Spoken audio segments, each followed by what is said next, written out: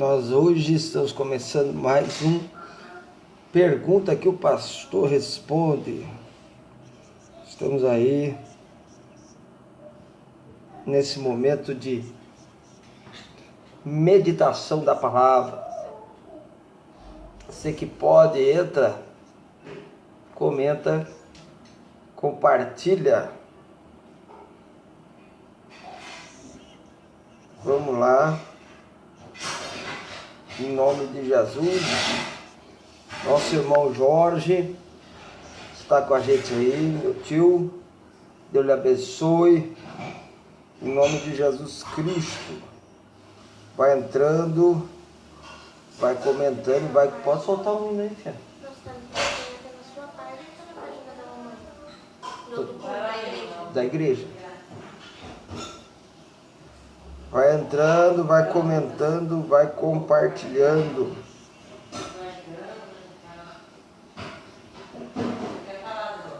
Quer falar? Vem cá. Vamos lá, Rê. Vai lá. Oi. Conta pra isso, né? Vai, Rê. O que você vai falar? Já falei. Fala, vai entrando, vai comentando, vai compartilhando. Já falei. Não falou, não. Bonitinho. Vamos lá. Oi. Eu tô aqui. Fala, você não vai falar? Fala, Ringo. Vocês são muito legais. Fala certo, Vocês Rê. são de Jesus e só isso. Compartilha. E compartilha, vai. Ó. Não, Compartilha, vai. De repente.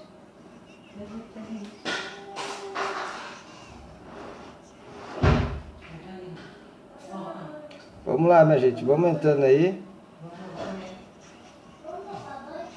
Você que tem a sua pergunta, hoje eu vou começar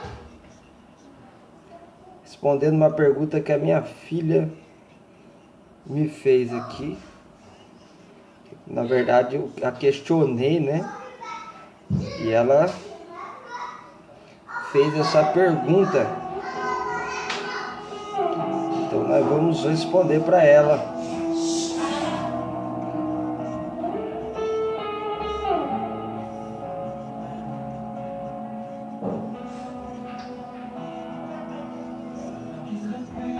Vamos lá, pergunta que o pastor responde.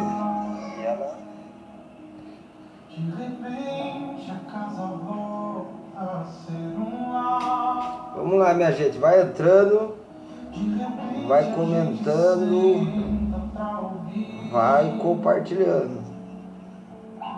Só agora a gente para de exigir. De repente a gente. Enquanto a gente ouve o louvor, já estamos com 10 pessoas aí. Minha mamãe, irmã Mônica, irmão Sidraque, o Wagner Santana, Mariane. Faz tempo que a Mariane não estava com a gente aí, rapaz. Que bênção. Ô, Glória, vamos entrando. Já estamos com 14 pessoas. Enquanto termina o louvor, vamos aí. Pergunta que o pastor responde. Você que tem a sua pergunta, adicione uma Maria. Vai entrando. Vai preparando aí a sua pergunta para que nós venhamos a responder. Ô, Glória. Mas sem comandante não saímos do lugar. Vamos lá. De repente a gente lembra que pecou. De repente. Já estamos com 15, vamos chegar nos 20 para começarmos aí nosso. De repente o bem vence o mal. Vamos lá. Não importa o que se fez,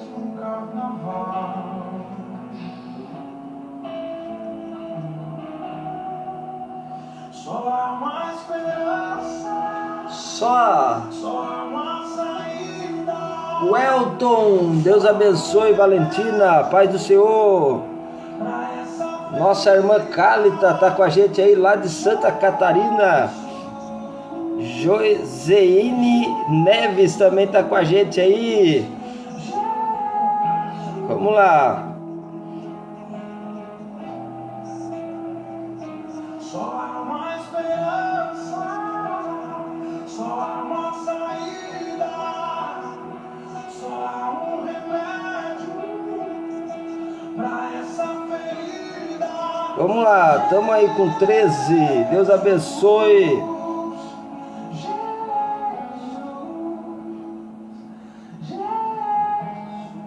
Tamo aí, bora lá. Pai do Senhor Jesus Sidraque. A Manéia tá com a gente aí. Deus abençoe. Ô glória. Antes de nós Anderson Silva. Antes de nós começarmos a nossa live de hoje, que é voltada para as dúvidas dos nossos irmãos, nós vamos aqui dirigir uma palavra de oração, pedir a Deus que estenda suas mãos sobre cada um de nós e que Ele possa nos instruir pela sua inerrante, infalível palavra, pois ela não contém erros, ela não contém falha, ela é perfeita. Vamos orar? Deus abençoe. Pastor João Soares já está com a gente aí, em nome de Jesus.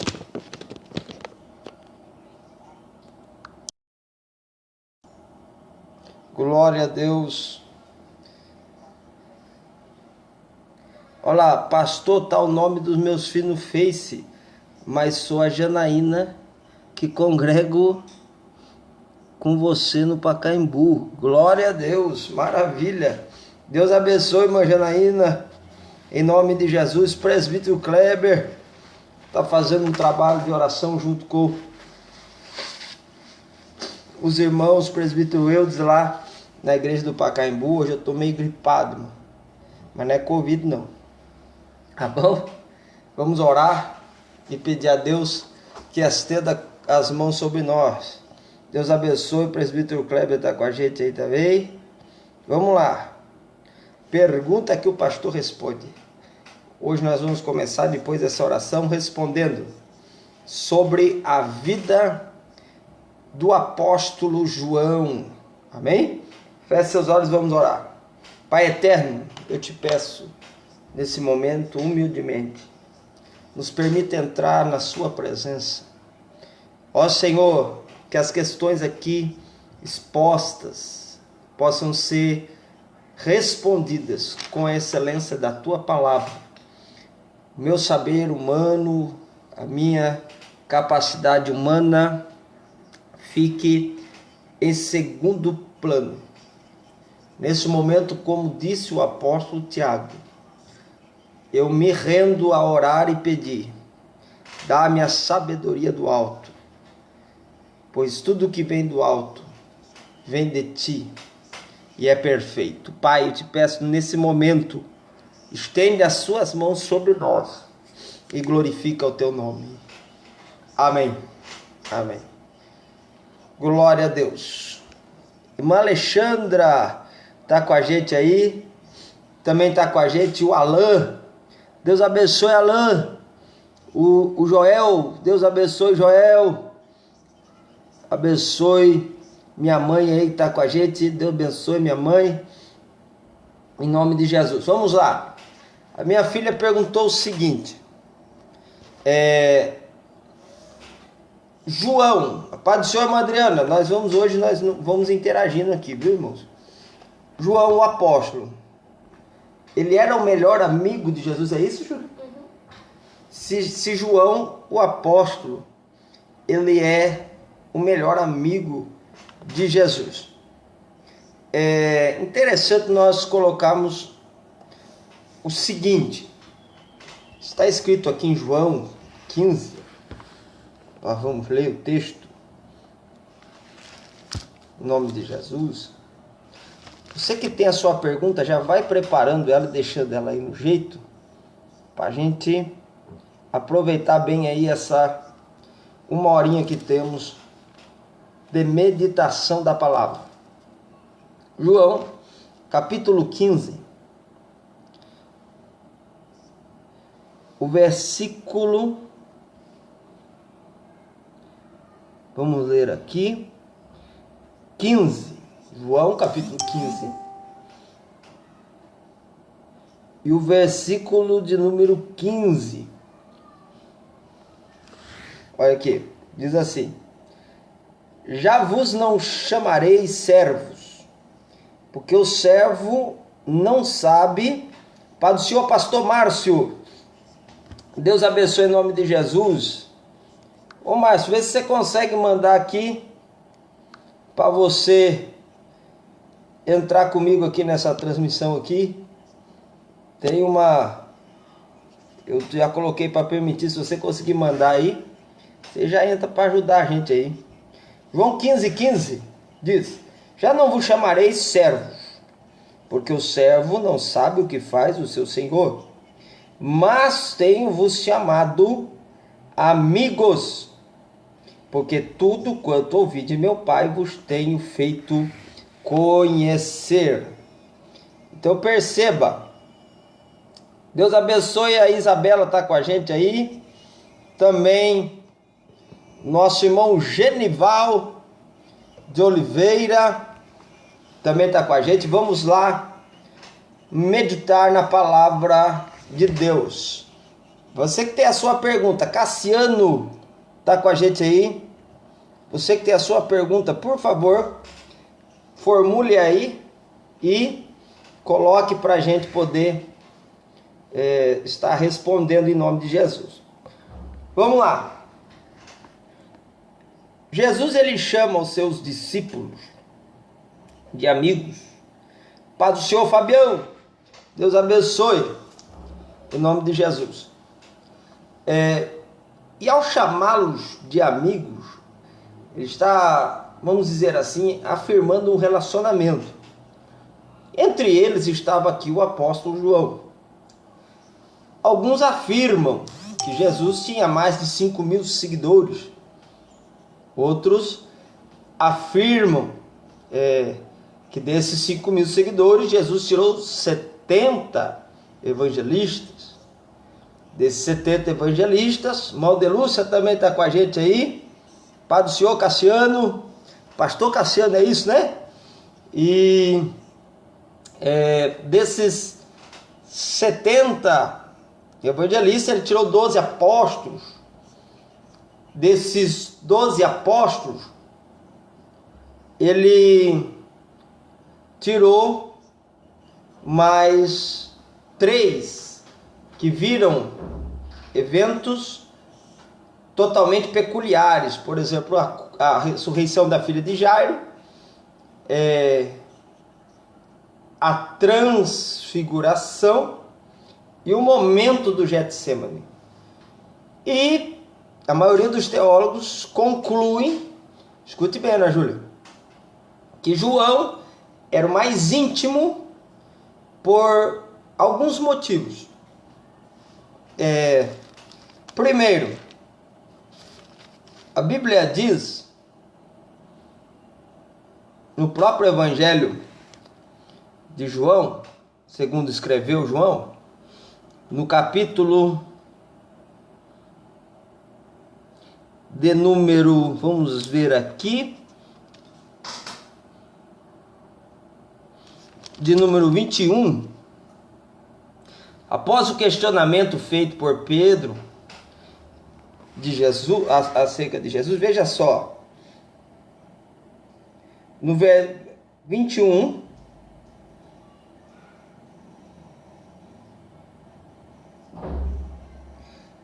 e o versículo 20. E Pedro, voltando-se, viu que o seguia aquele discípulo a quem Jesus amava. João 21 e 20. E que na ceia se recostara também sobre o seu peito. e que dissera: Senhor, que te há de trair? Vendo Pedro a este, disse a Jesus: Senhor, e deste, que será?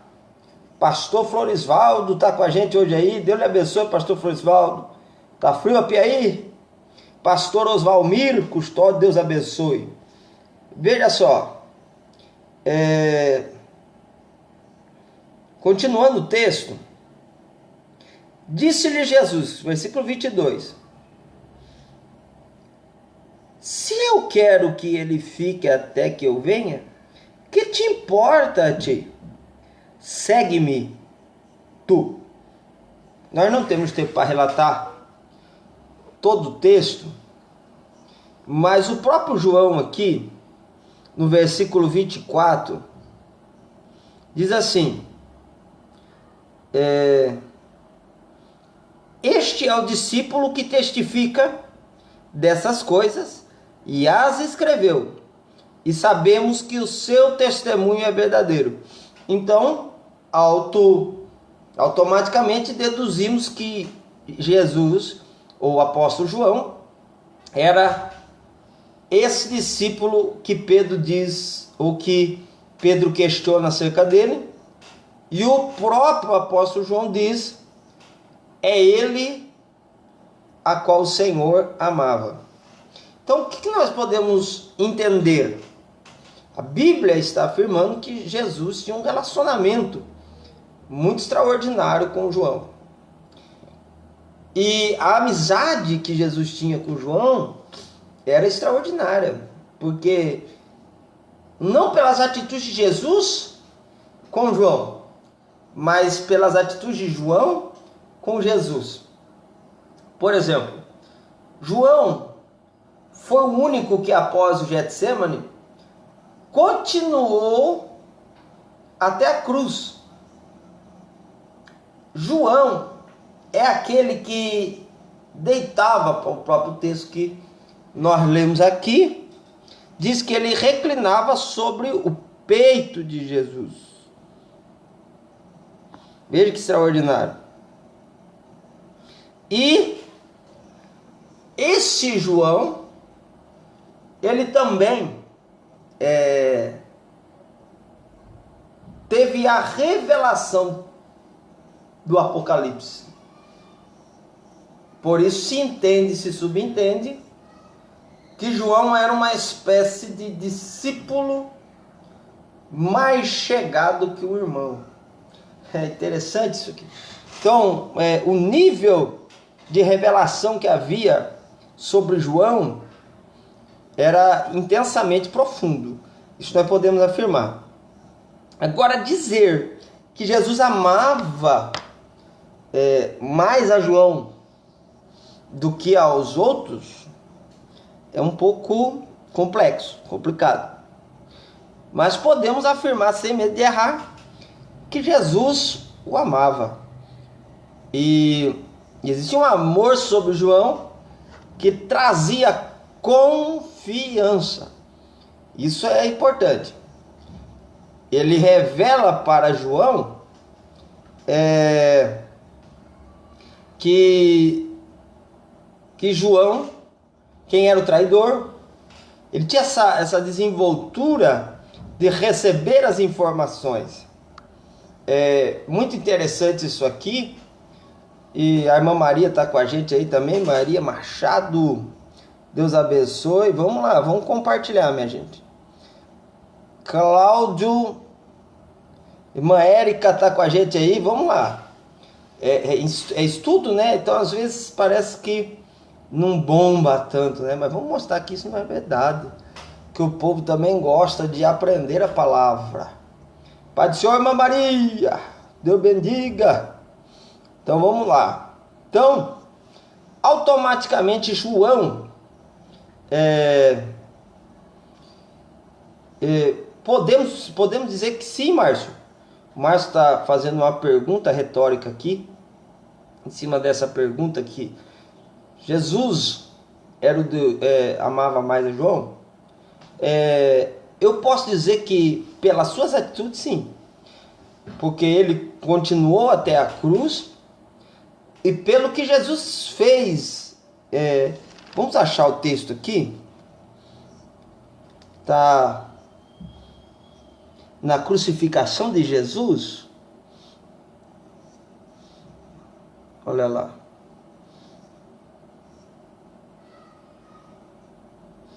Vamos ver aqui. Aqui, João, o Evangelho segundo João, capítulo 19, versículo 26. Olha só o tamanho da sua credibilidade é revelada, Pai do Senhor, irmã Luísa, é revelada através da confiabilidade que há de Deus em você. Deus testificou de Jó, por quê? Por causa que ele via em Jó algo que ele podia confiar. Veja que coisa interessante isso aqui. Vamos lá. Capítulo 19 de João, versículo 26. Ora, Jesus vendo ali sua mãe, e que o discípulo a quem ele amava estava presente, disse a sua mãe: mulher, eis aí o teu filho. Depois disse ao discípulo: eis aí a tua mãe. E desde aquela hora o discípulo a recebeu em sua casa. Olha só, a confiança que havia em João, a ponto de Jesus dizer: recebe-a como a sua mãe. Em outros termos, cuida dela a partir de agora. Provavelmente José já não existia, e a tradição mostra que os filhos cuidavam dos pais. E nesse momento os irmãos de Jesus não são ordenados a cuidar dela. Ele quebra esse paradigma e diz para João: recebe-a como sua mãe. Veja só a profundidade que há nisso aqui. Você confiaria o seu bem maior a alguém que você não acreditasse ser fiel? Não. Você exigiria um crivo, e o que mais tivesse fidelidade é onde você colocaria ou depositaria a maior confiança de receber algo tão importante, que nesse caso era a mãe de Jesus, a mãe terrena, a mãe que deu a luz a Jesus. Você confiaria a qualquer um? Não. Então eu acredito, isso aqui é uma particularidade minha por evidências bíblicas, que com certeza João era o apóstolo mais fiel a Jesus. Biblicamente ele mostra atitudes que somente uma pessoa fiel é capaz de ter ao seu mestre. Ele falava menos que Pedro, mas tinha ações realmente profundas, e nem por causa disso foi o primeiro líder da igreja, né? Nós vemos o depósito da liderança em cima de Pedro. Você vê sempre Pedro se levantando para falar nas reuniões, no primeiro concílio, em Atos 15. Em Atos 2, ele se levanta com os 12, mas quem fala é Pedro. Pedro era um líder nato, mas mesmo assim, João continuava o mais amigo. Olha que interessante aqui, ó. Vamos ir para o lado ministerial aqui, para uma aplicação prática. Às vezes, nem o nosso nível de amizade não vai nos colocar aonde nós devemos estar. Por quê? porque, ou melhor, nosso nível de amizade não vai nos colocar nos lugares mais privilegiados. Não. Às vezes o nosso nível de amizade com Jesus, ele nos coloca nos lugares menos privilegiados. Às vezes você vê uma pessoa muito de oração, que ora muito, busca muito, tem uma intimidade profunda com Deus, mas ele não tem aquele destaque midiático, vamos dizer assim, que alguns que não têm tanto relacionamento com Deus têm. E aí você pergunta, o que é isso? É uma questão de opção característica divina. Deus coloca cada um com a sua característica, aonde ele acredita ser melhor. Entendeu? Pedro era um líder nato. E é tão interessante isso aqui, que mesmo João tendo essa intimidade com Cristo, o respeito que João tinha por Pedro,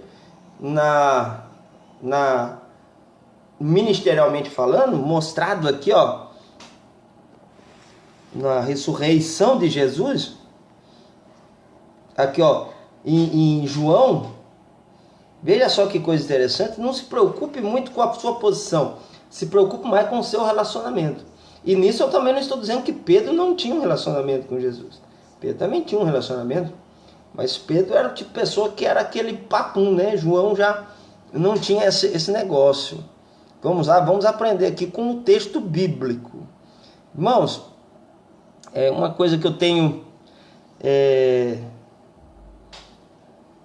Exatamente, mas foi isso aqui, exatamente isso que eu disse.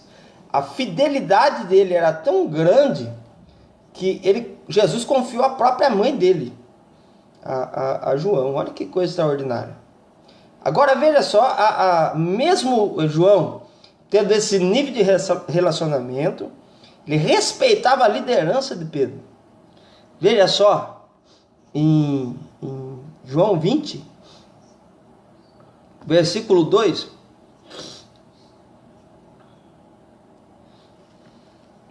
olha só o que diz o texto.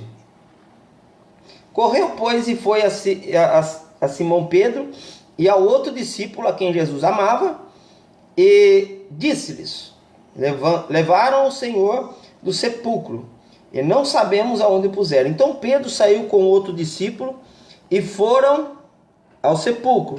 E os dois corriam juntos, mas o outro discípulo correu mais apressadamente do que Pedro, e chegou primeiro ao sepulcro. Agora veja só que interessante. E abaixando-se, ele viu se estava seguro para Pedro. Olha que lindo, entendeu?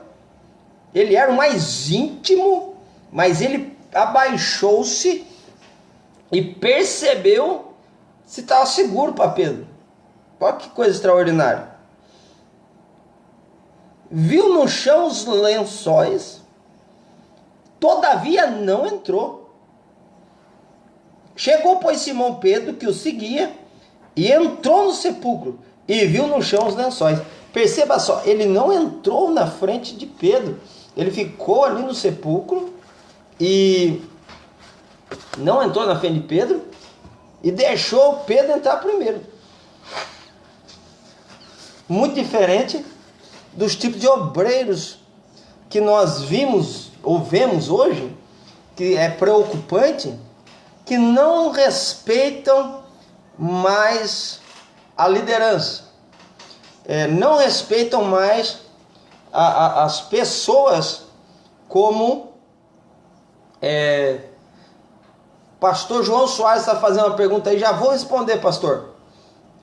Não respeitam mais as pessoas como seus líderes.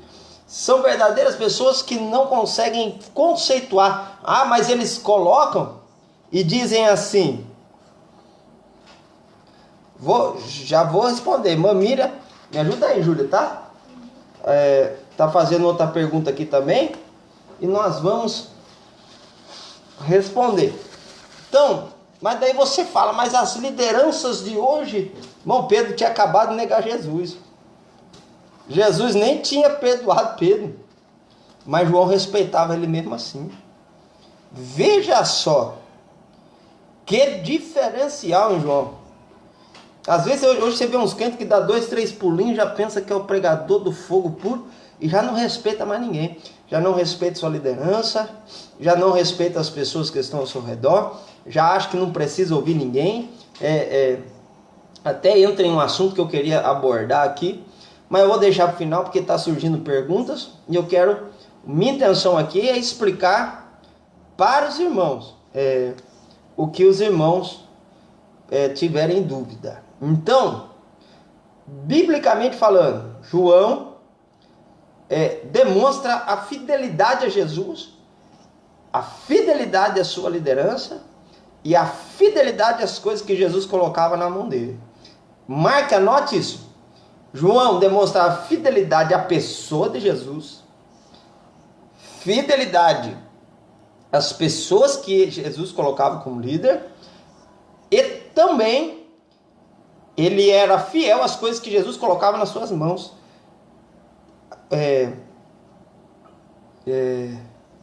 A exemplo, a sua própria mãe. Então vamos lá. Então você que entendeu aí sobre o apóstolo João, a história de João é extraordinária, dá para fazer uma biografia assim, bíblica, só de texto, irmão. Sabe qual que é o grande problema hoje? Verdade, viu, Mariane? Que o Senhor Jesus nos ajude a ser assim. A biografia bíblica, entendeu? O que eu mais peço a Deus é que nós tenhamos respaldo bíblico. O grande problema, às vezes, não são nós temos a resposta, é nós provarmos. Por isso que enquanto eu estou falando aqui, Pai do Senhor, irmã Karina, já está melhor em nome de Jesus, estamos orando todos os dias pela irmã, viu? Em nome de Jesus. Precisamos ter respaldo bíblico. Não adianta somente nós analisarmos com uma ótica de alguém me disse que o João disse, que o fulano disse. Não. O que nós precisamos é ter respaldo bíblico. Lá, o Márcio está dizendo, eu percebo, pastor, que João procurava mais ouvir e aprender com Jesus. Por isso ele cria em Jesus e não duvidava de Cristo.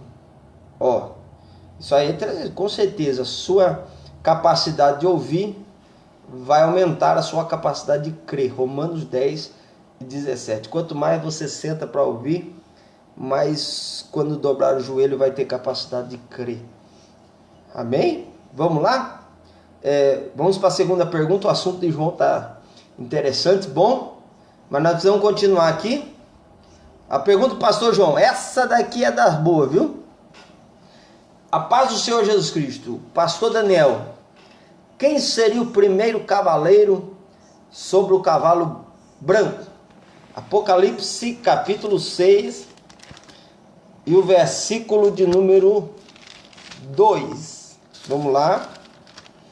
Apocalipse capítulo 6, o versículo de número 2. Logo após vamos responder a irmã Miriam aqui, em nome de Jesus. Vamos lá, Apocalipse 6 e 2. Essa daqui eu quero que você anote, irmão. Escatologia é uma coisa extraordinária. Diz assim: e olhei e eis um cavalo branco, e o que estava sentado sobre ele tinha um arco, e foi-lhe dada uma coroa, e saiu vitorioso e para vencer. Existem várias afirmações, pastor João, sobre o que seria esse cavaleiro com esse cavalo branco. Vamos lá, vamos raciocinar. Vamos raciocinar dentro dessas três perspectivas, dessas três visões. Qual que é a primeira visão? As três visões mais utilizadas na escatologia bíblica, quando se fala sobre a abertura dos selos, que é o princípio do juízo. Então, quando se abre os selos, se inicia o período do juízo divino sobre a terra. Esse juízo é dividido em três etapas. 7 selos, 7 trombetas e 7 taças da ira de Deus. Então esse aqui é o princípio do juízo divino. Agora eu quero que você anote aí. Existem 3 linhagens de pensamento sobre esse cavaleiro e esse cavalo branco, e eu quero dividir com os irmãos. Primeira linhagem é que esse cavaleiro, junto com esse irmã Rosa Maria também está com a gente aí, Deus abençoe. Esse cavaleiro, junto a esse cavalo, é o próprio Senhor Jesus. Essa é a primeira, mostrando que os selos foram abertos a partir da vitória de Jesus na cruz do Calvário. E é por isso que ele sai para vencer através do juízo de Deus sobre toda a terra. Essa é a primeira, que eu particularmente não corroboro com ela, não concordo com ela. A segunda e mais usada no nosso meio pentecostal, na nossa teologia pentecostal, é que este cavaleiro branco, junto com, ou seja, esse cavalo branco junto com o seu cavaleiro, representa, anote aí, o primeiro você anotou, né? Tipologicamente Cristo. Segundo, tipologicamente o anticristo. O anticristo. Você vê aqui, estava sentado sobre ele, tinha um arco. Se você quiser, anote. Irmãos, eu vou dar aqui para vocês agora uma visão e depois vocês analisem. E se continuar a dúvida, traga semana que vem de novo que a gente vai tentar responder. Mas eu quero ter a minha visão junto com os irmãos aqui. Tinha um arco mostrando um pouco período de tempo, ou um tempo limitado, que haverá sobre esse cavaleiro. Segundo, foi-lhe dada uma coroa. Então significa que ele não tinha uma coroa, por isso que não era como Cristo. Cristo sempre teve a coroa. Sempre foi rei. Ele não precisou receber a coroa. Entendeu? Ele sempre foi rei. E saiu vitorioso. Então ele saiu para vencer. Então, por sair para vencer, que nós pensamos, acreditamos que ele não sempre venceu, ele saiu para vencer. E isso é outra visão que mostra esse cavalo branco com seu cavaleiro como um tipo do anticristo. Vamos lá, essa é uma visão. É a visão da maioria das igrejas pentecostais da nossa igreja Assembleia de Deus. Agora, eu quero dar uma visão que eu tenho e que é compartilhada com do nosso pastor presidente, que é que esse cavaleiro, junto com o seu cavalo branco, é um ser angelical, que sai também para trazer juízo. E sem nenhuma... Eu sempre pensei do jeito do anticristo, mas eu quero que você pense aqui comigo agora, reflita. Os outros 3 cavalos, o cavalo vermelho, o cavalo amarelo e o outro cavalo que é vamos lá, versículo 3. Isso é outro cavalo vermelho, é o segundo cavalo, e foi aberto o terceiro selo, vem ver, e olhei, e um cavalo preto. E ouvi uma voz no meio dos quatro, uma medida, e no versículo 7, 4 selos e um cavalo, versículo 8, um cavalo amarelo. Você percebe? E todas essas visões teológicas, tanto a de Cristo, quanto a visão do anticristo, elas compreendem que esses outros seres são seres angelicais. Todos eles. Menos o branco. É o único que ninguém concorda que seja um anjo. Mas eu concordo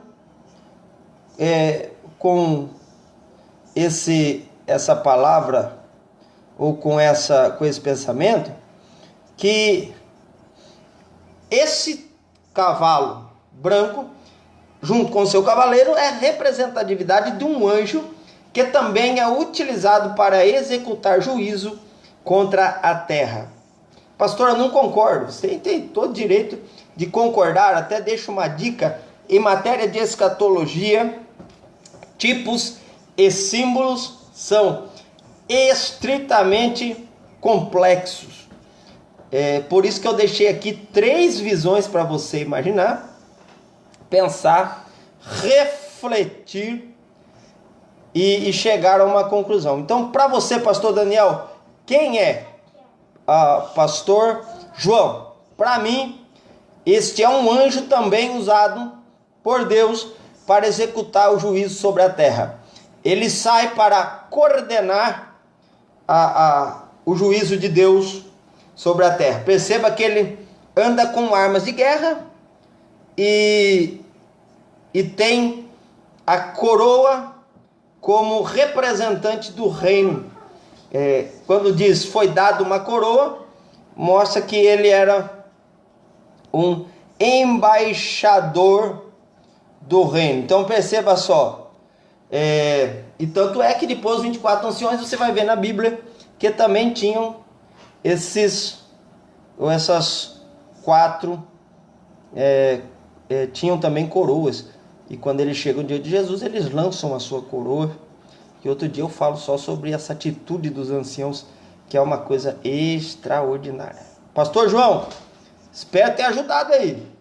Para mim, esse cavalo branco, com esse seu cavaleiro, pastor, eu nunca ouvi isso. Irmãos, toda vez que você ouvir algo que você nunca ouviu, não reprove a princípio. Primeiro você precisa analisar biblicamente, tá bom? Vá lá, procure, questione, fale com o texto, pergunta para ele. Mas, volto a repetir, escatologicamente, quando falamos de tipos e símbolos, sempre haverá questões ainda a responder. Amém, pastor João? Amém, pastor João? Tome posse dessa palavra aí, em nome de Jesus. Espero ter ajudado, em nome de Jesus. Marcos, capítulo 4, e o versículo 26, eu quero ajudar aqui a nossa irmã Miriam, em nome de Jesus, está perguntando: pastor, me explica a parábola da semente. Marcos 4 e 26. Vamos ler o texto?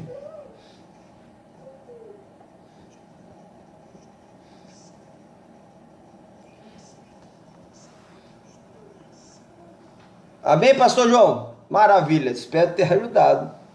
Entendeu? Então, eu tenho um posicionamento, mas aqui eu deixei pelo menos 3 posicionamentos sobre Apocalipse 6 e 2. Vamos lá. Marcos capítulo 4 e o versículo 26. Tem teólogo aí pensando agora: não acredito que o pastor Daniel não acredita que ele é o anticristo. É um pensamento, irmãos. A Bíblia tem que ser meditada. E eu fico com o nosso pastor presidente. Até eu ter ouvido, eu tinha outro pensamento. E essa é a profundidade da Bíblia. Você nunca a conhece totalmente. Vamos ver aqui. Marcos 4, 26. Ele dizia, quem estava dizendo era Jesus. Então Jesus dizia: o reino de Deus é assim. Amém, pastor João? Deus abençoe, viu? Em nome de Jesus. O reino de Deus é assim como se um homem lançasse semente à terra. Anote aí isso toda vez que você vai procurar uma resposta em um texto. Existe uma regra vamos teologizar um pouquinho aqui, usar um termo técnico, que é uma regra na hermenêutica. O que é hermenêutica, pastor Daniel? A hermenêutica é o estudo da interpretação dos textos. Ou seja, quando você monta regras para interpretar os textos. E dentro dessas regras, anote isso se você não sabe, provavelmente você sabe, mas talvez você esqueceu e você precisa lembrar. Independente, anote. Texto sem um contexto se torna pretexto para a heresia. Então, toda vez que você for ler um texto, você precisa entender o seu contexto. Ou seja, leia os versículos anteriores e leia os versículos posteriores. Grave isso aqui agora que eu vou dizer. Se possível, leia um capítulo antes e leia um capítulo depois, para que você possa entender o contexto geral daquele texto, para poder explicá-lo com mais eficácia, entendê-lo com mais eficácia e praticá-lo com mais eficácia. Então vamos lá. Para você que não sabe ainda isso, por que é tão importante isso aqui? Eu vou mostrar algo para os irmãos. Deixa eu pegar uma Bíblia um pouquinho menor aqui. Eu estou usando a Bíblia de Estudo Palavra-Chave. Vou pegar uma Bíblia menor aqui um pouquinho para mostrar isso aqui que eu quero dizer para os irmãos. Abriu no texto de Marcos, acredita? Marcos 8 abriu aqui, bem pertinho da onde nós podemos explicar. Tá com a gente a mãe Esther, Deus abençoe, em nome de Jesus. Eric Orlandini também tá com a gente. Você está vendo isso aqui, no texto aqui? Jesus é o Senhor do sábado, por exemplo. O que é isso aqui? Anote isso também, vai aprendendo isso aqui. É interessante para você interpretar textos, é muito interessante. Eu já vou chegar no Marcos 4, 26, mas só para você, quero te ajudar não somente a perguntar, mas também a descobrir pérolas dentro do texto. Jesus é o Senhor do sábado. O que é isso? Isso aqui é uma epígrafe. O que é uma epígrafe? É uma indicação do tradutor. Isso aqui, Jesus é o Senhor do sábado, não está nos textos originais. Entendeu? Então, quando você for ler o texto, procure tirar isso aqui. O texto original ele não foi escrito nem em capítulos, nem em versículos. Isso daqui é uma sugestão do tradutor. Então, quando o capítulo e o versículo foi colocado para ajudar na interpretação bíblica, Luiz Henrique está com a gente aí também. Ele não pode ser encarado como inspirado. Ele é uma ideia, um pensamento do tradutor. Olha que riqueza que você perde às vezes se você dividir em capítulos e versículos. João 13.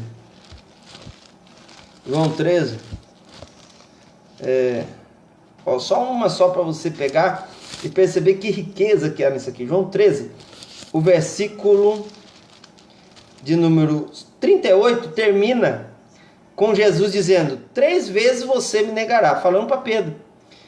Mas se você parar aqui, você pensa que acabou a história e já era. Mas não, na mesma continuação da história, Jesus diz para o mesmo que está traindo: não se turbe o vosso coração, no capítulo 14, versículo 1. É uma continuação.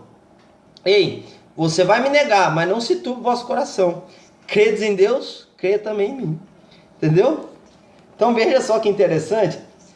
Às vezes você perde algumas riquezas se você divide os textos em capítulos e versículos. Mas se você consegue entender isso aí,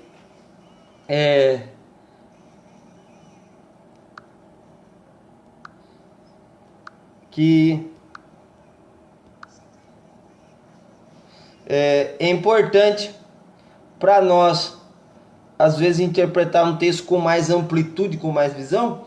Você precisa quebrar essa regra dos capítulos e versículos.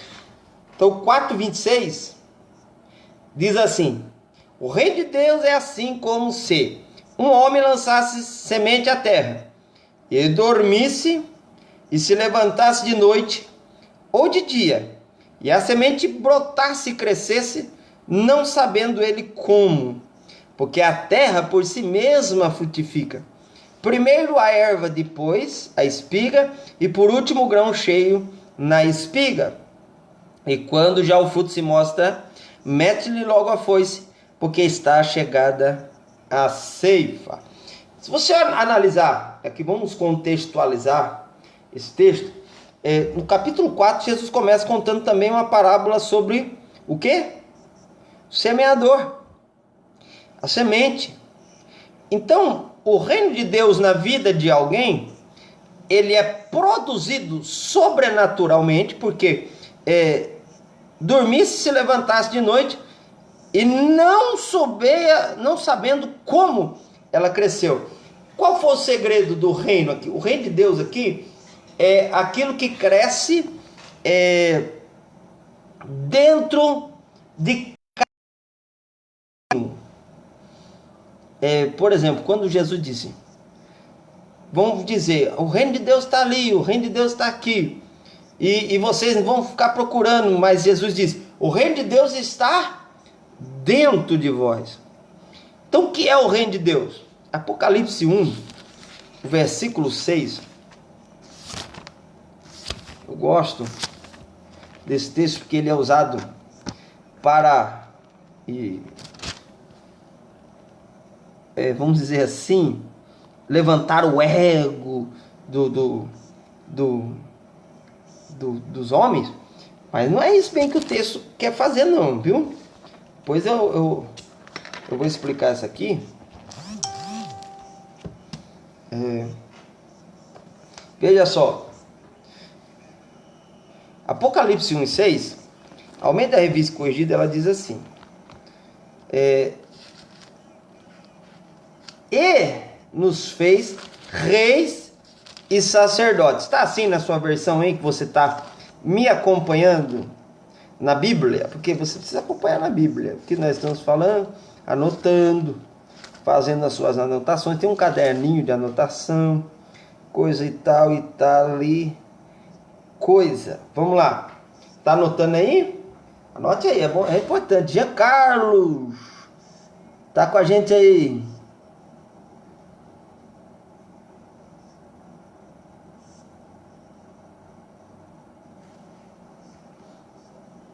Vamos estar orando, viu, irmã Glaucia?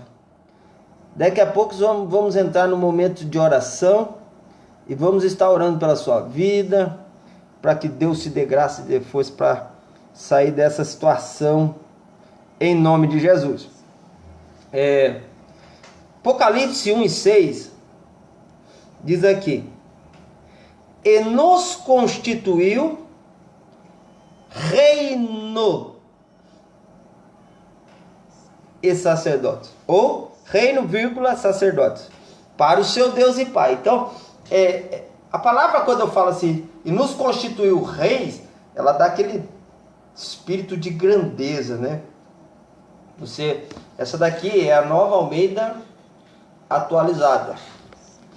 Daquele espírito de grandeza, você fica empolgadão, né? Você é rei, você tem coroa. Mas quando você lê a versão aqui, ela indica melhor, não reis, mas reino. Um reino de sacerdotes. Então, ser reino não é ser rei. Ser rei é governar. Ser reino é ser governado. Então, eu não sou rei, porque eu não governo. Mas o rei dos reis me governa. Então, eu sou reino dele. Porque o reino dele está dentro de mim. Então, como eu explico Marcos 4:26? Deu para pegar isso aí? Deu para pegar? O reino de Deus é assim. Então, você entendeu o que é o reino de Deus? O reino de Deus é o governo de Deus na minha vida. Então, se você puder, anote isso. O reino de Deus é o governo de Deus na minha vida. E como ele cresce? Com a abertura da terra, que é explicado lá em Marcos 4, do versículo 1 ao versículo 20. E também Mateus 13, do 1 ao 23, e Lucas 8, do 4 ao 15. Você vai ver nesses textos a explicação da produtividade sobrenatural de uma terra que, com a sua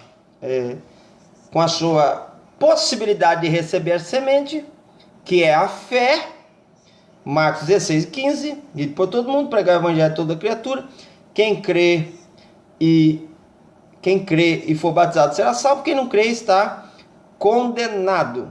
Perceba só, o crer, a fé, possibilitada pelo Espírito de Deus através da palavra, da pregação do evangelho, nos faz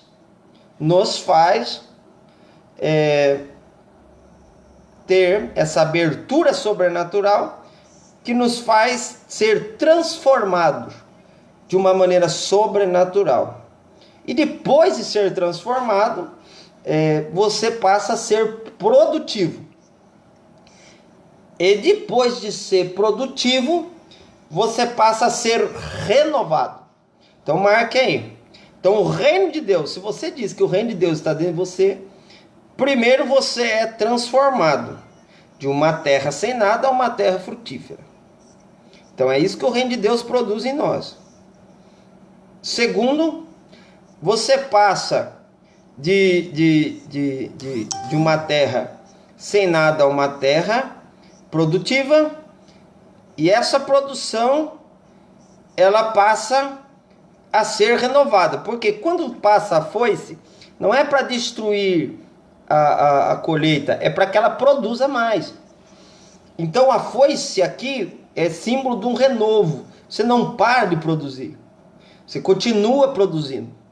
Então, se o reino de Deus está em você, você não somente muda como você produz e como você continua produzindo.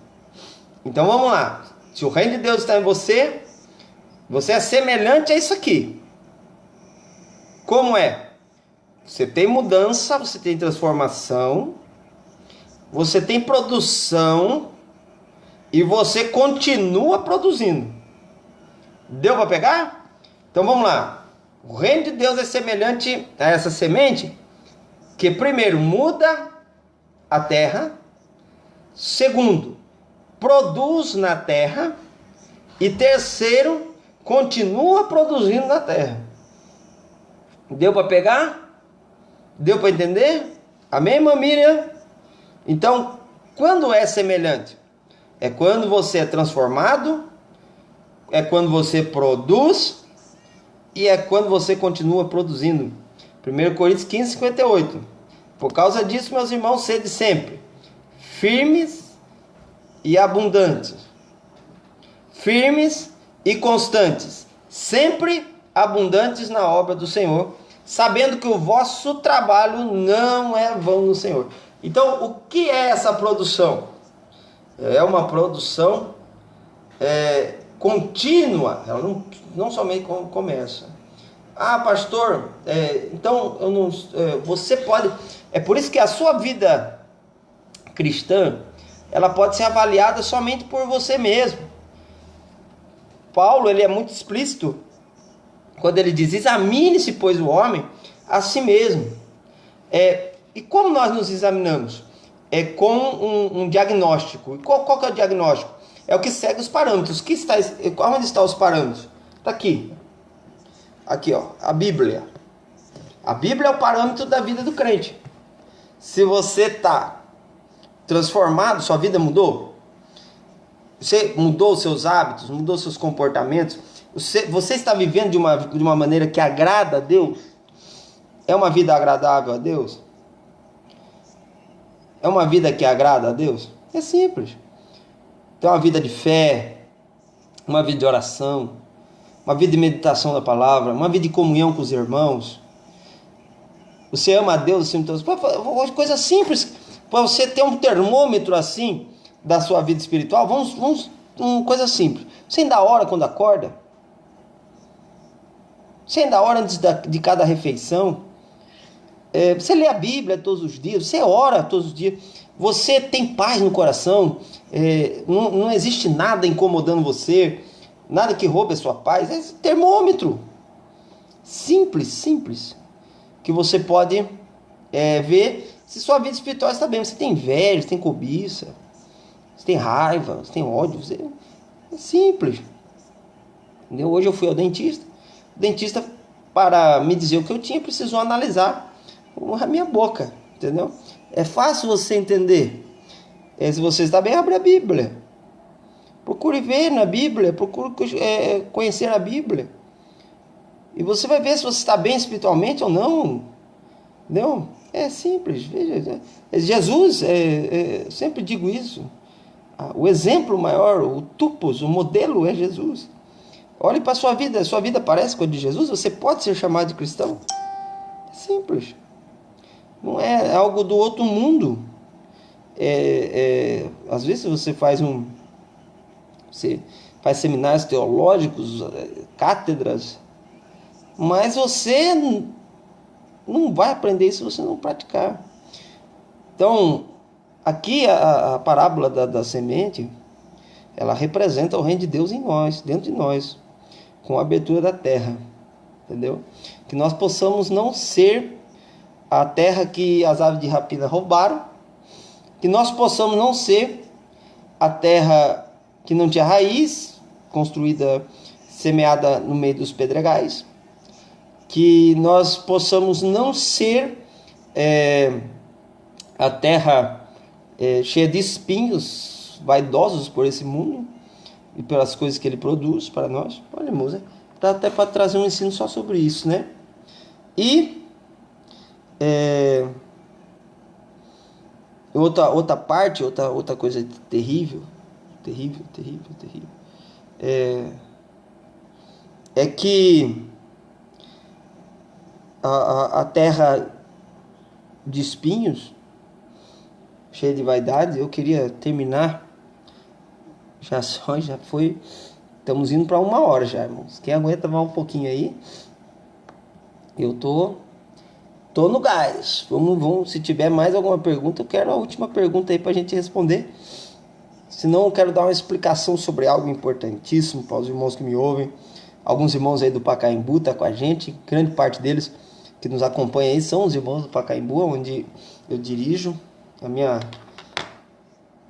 eu estou dirigindo por misericórdia de Deus do ministério. E eu quero deixar um pensamento aqui para os irmãos sobre o que eu vi esses dias.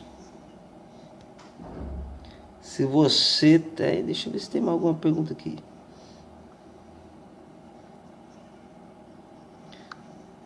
Olha lá, o Márcio falou que só tinha as 2 primeiras visões do que eu falei sobre o Apocalipse. Isso, Márcio?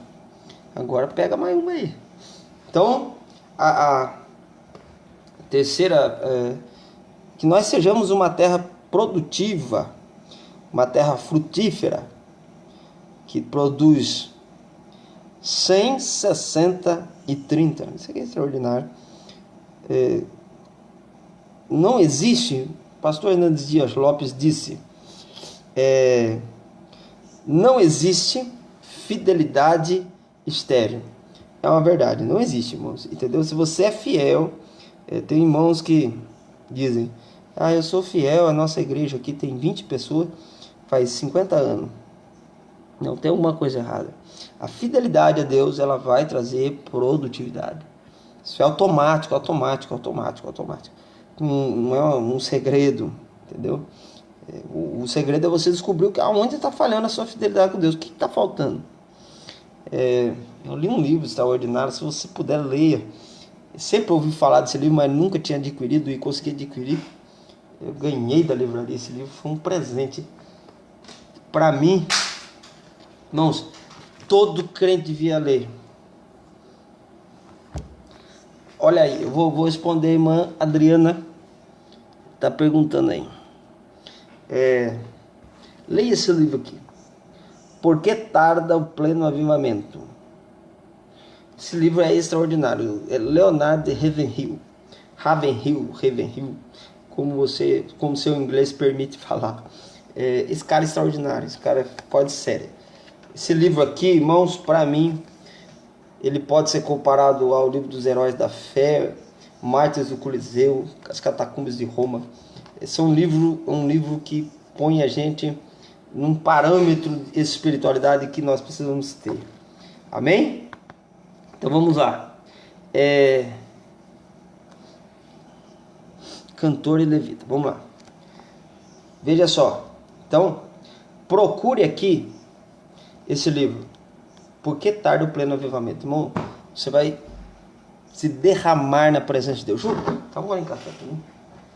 Por favor. Vamos lá. Amém, irmã Miriam? Então, essa semente representa o reino de Deus dentro de nós, que deve ser produtivo, transformador e continuar produzindo. Vamos lá.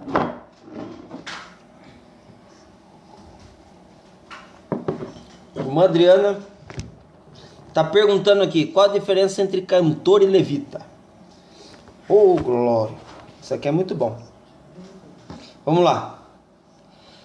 Se você puder, vamos ver se eu estou bom de memória. Como a gente aqui, ó, é tudo ao vivo.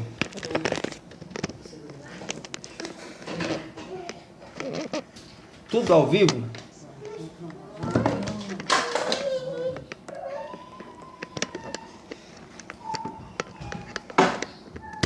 Acontece esses acidentes.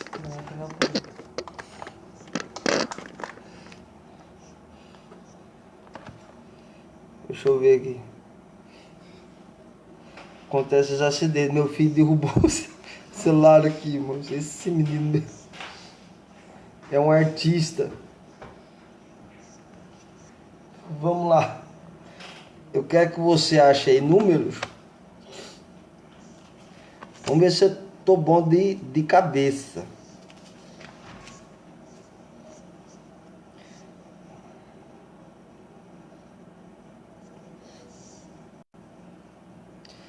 Aqui, ó.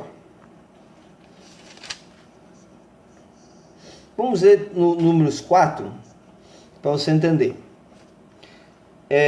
Diz assim, versículo 1. E falou o Senhor a Moisés e a Arão, dizendo: toma a soma dos filhos de Coate, do meio dos filhos de Levi, pelas suas gerações, segundo a casa de seus pais. Depois você vai ver no versículo de número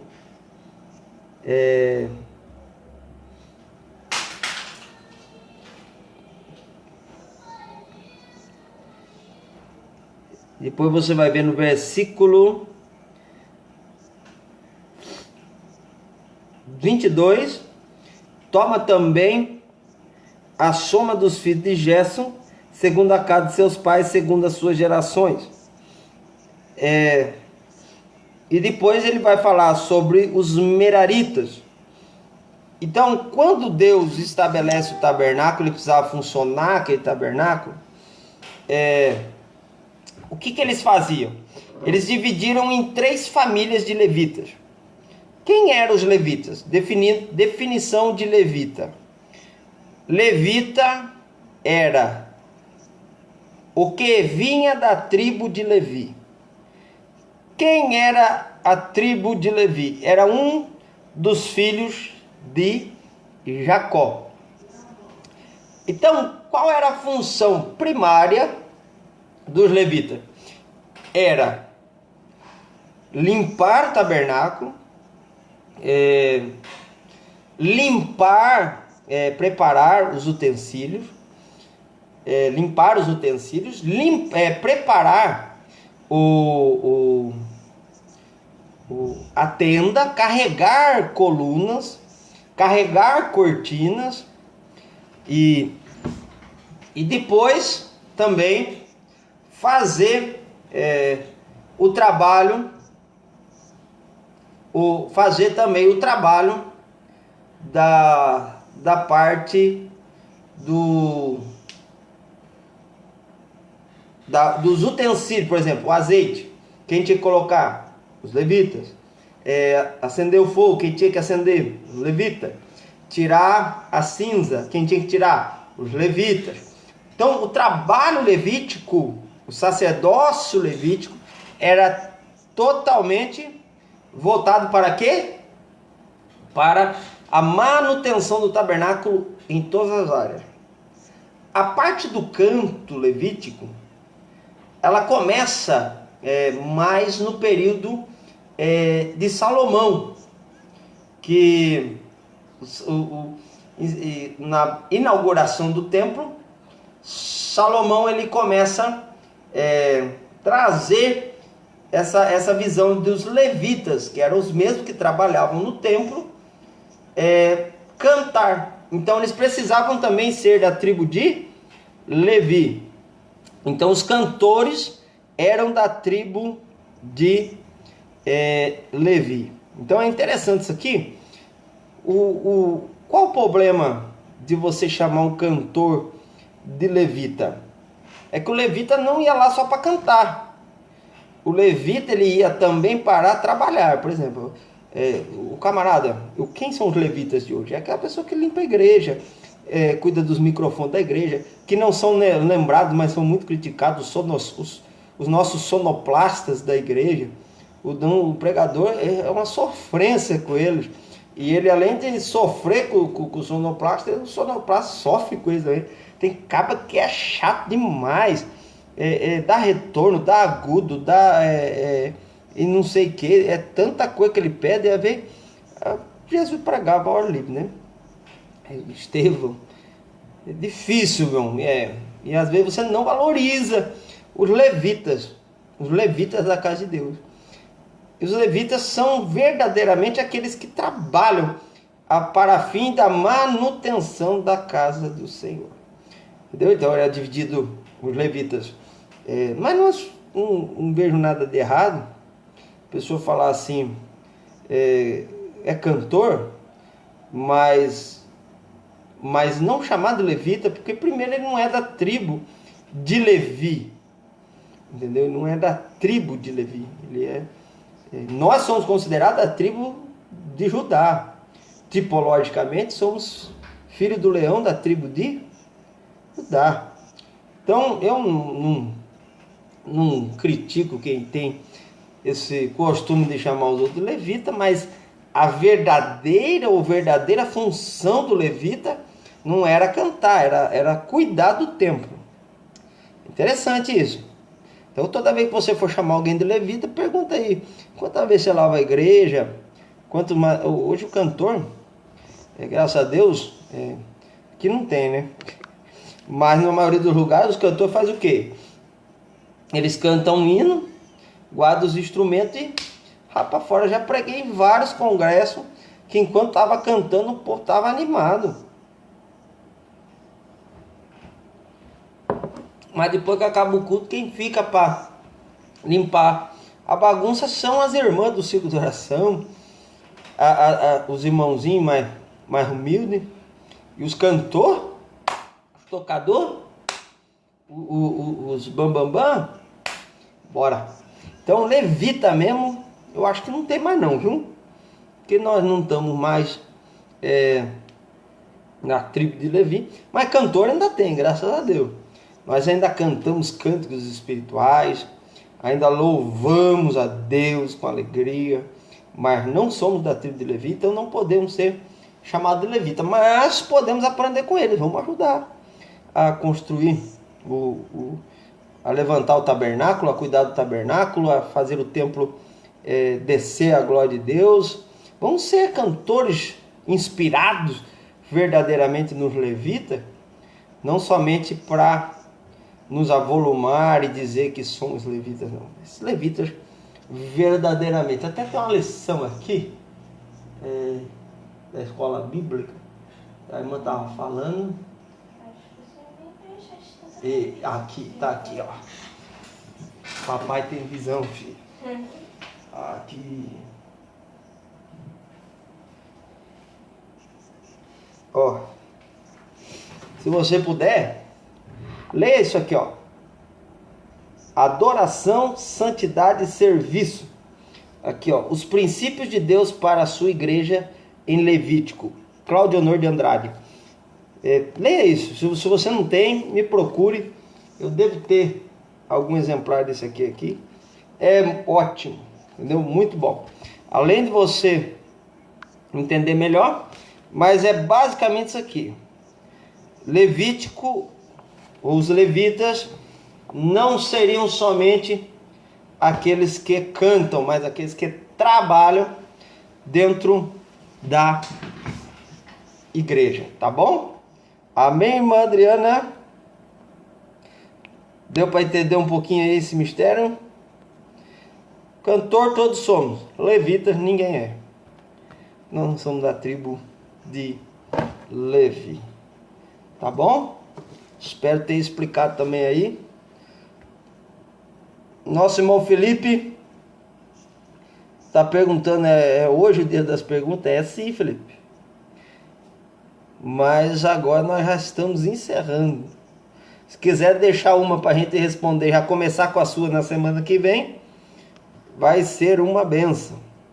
Escute só. Eu quero deixar aqui para os irmãos um pensamento. Fiquei muito preocupado aqui. Eu tenho 9 minutos para deixar esse pensamento para você e orar por você. Mateus,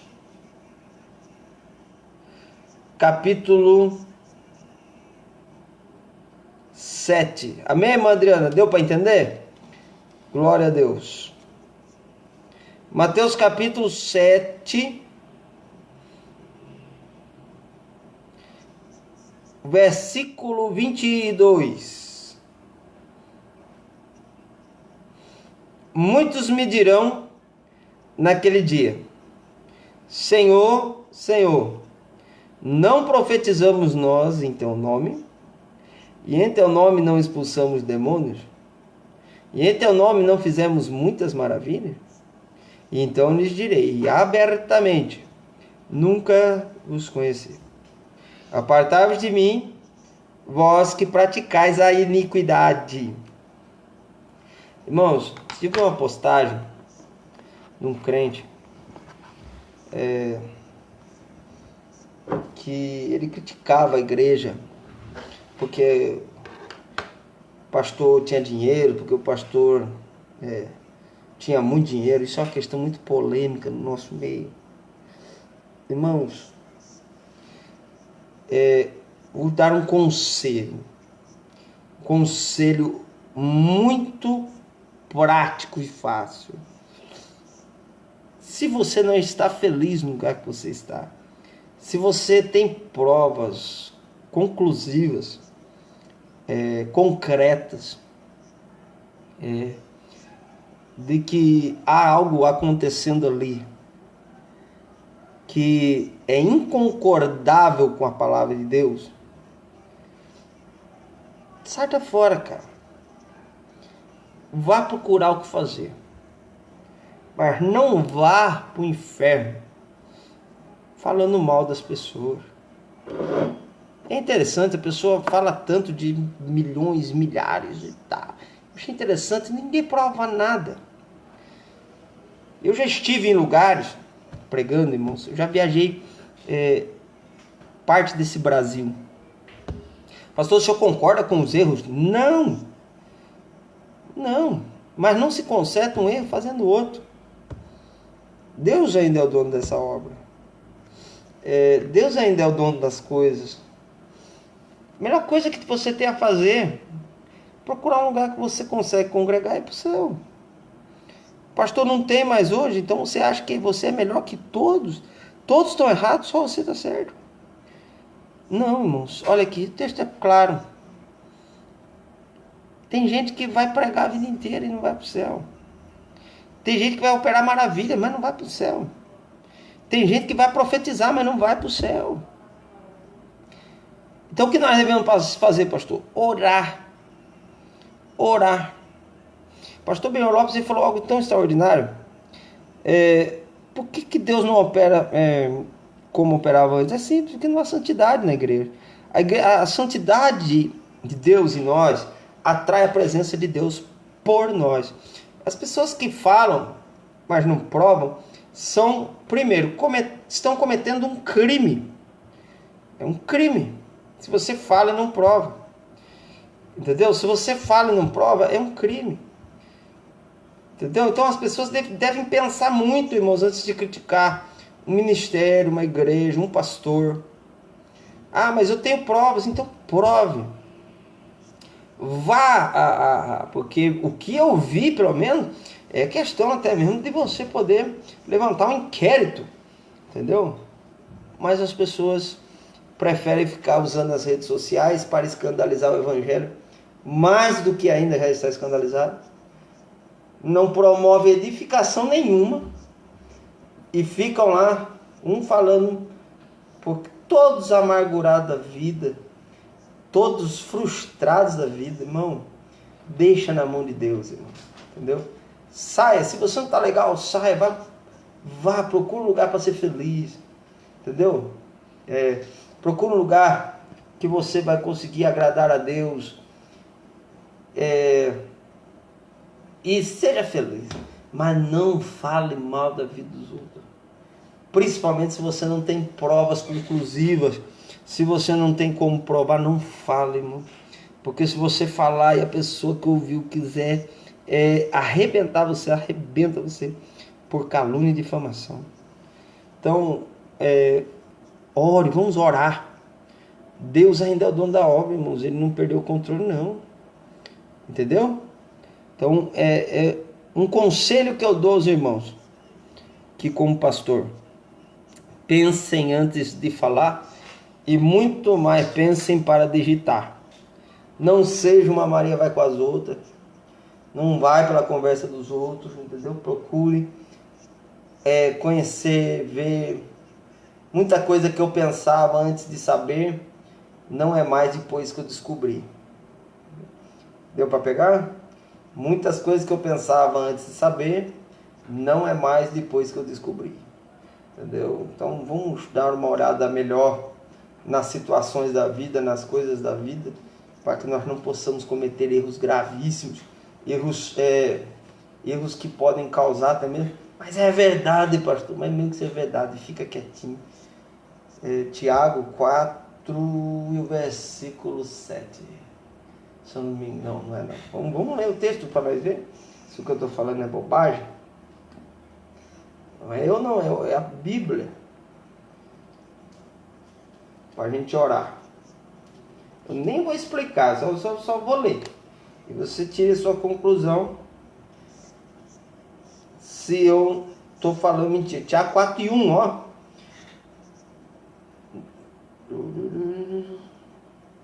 Não é o 4 e 1 não, vamos lá.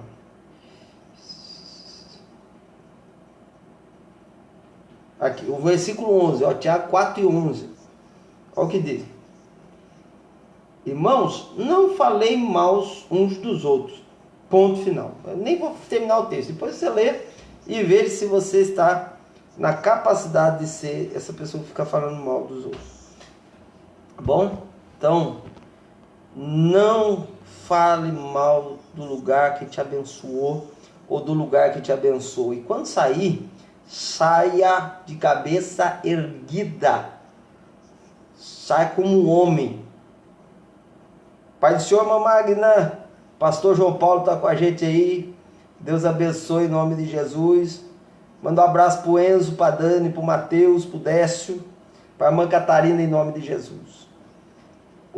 Não seja ingrato, seja uma pessoa grata. A gratidão não tem preço, mas tem valor. Seja só grata, tá bom? Saia de cabeça erguida, saia feliz. Eu vi um depoimento do pastor Jonatas Braga, até vou dar testemunho, que coisa linda, o cara saiu, foi para outra igreja, está lá feliz, trabalhando, entendeu? Então, não pare com isso aí, entendeu? Ore a Deus, peça a Deus que Deus cuide da obra dele, porque Ele é dono da obra, tá bom? Irmãos, eu quero fazer uma oração com vocês agora, então aqui fica com esse conselho, tá? Não passe nada adiante do que você não sabe.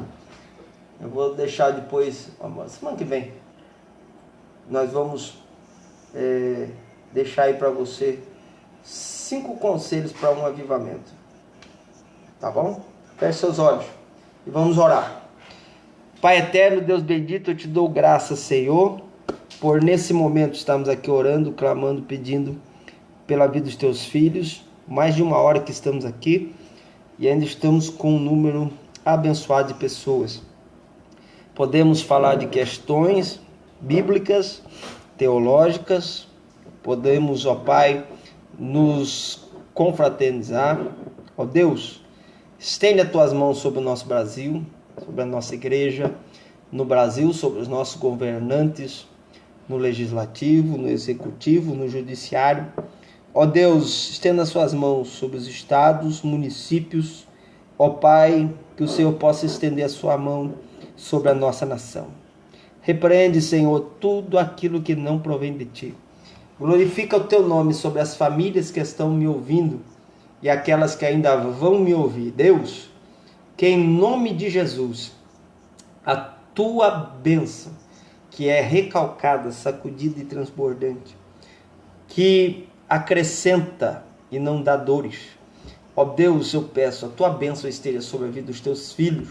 Glorifica o Teu nome, Senhor, nesse lugar. Que cada ensinamento que foi passado aqui, Senhor, não fique somente na mente, mas que sim, seja colocado em prática na vida. Ó Deus, eu clamo ao Teu nome. Estende as Suas mãos sobre todos que estão sendo alcançados e que ainda serão alcançados. No nome de Jesus, eu clamo, ó Pai. Eu peço e estou certo da resposta. Amém. Dá para pôr um hino aí? Irmãos, nós estamos com 220 inscritos no nosso canal do YouTube. Se você já é inscrito, eu quero te desafiar.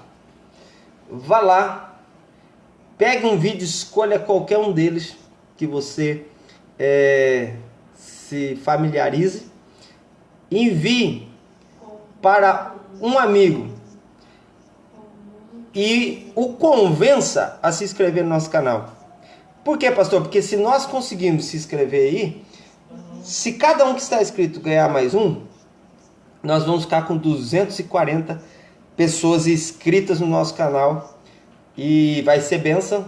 A minha esposa falou que vai doar uma cesta básica para quem vai sortear uma cesta básica depois que nós chegarmos nos 400. Olha, isso é glória a Deus, viu? Mondelúcia, Deus abençoe em nome de Jesus. Então, eu quero pedir aos irmãos que façam isso, irmãos. Almas têm sido alcançadas através desse trabalho. Pessoas têm se entregado a Jesus. Pessoas têm testemunhado de cura, milagres. Deus tem operado através das redes sociais. Vamos trabalhar para alcançar a cada um em nome de Jesus. Amém? Eu quero dar a bênção apostólica Mas não se esqueça também de nos seguir na nossa página aí, AD Pacaembu. Tá bom? Você tem toda a liberdade. Siga-nos nas nossas páginas AD Pacaembu, Pastor Daniel de Barros. Também no Instagram, Pastor Daniel de Barros. Você pode estar nos encontrando lá em nome de Jesus. Amém? Estenda suas mãos.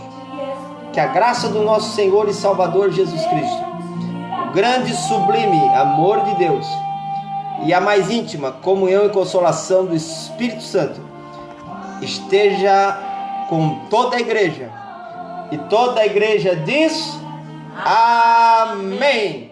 Deus abençoe a todos em nome de Jesus.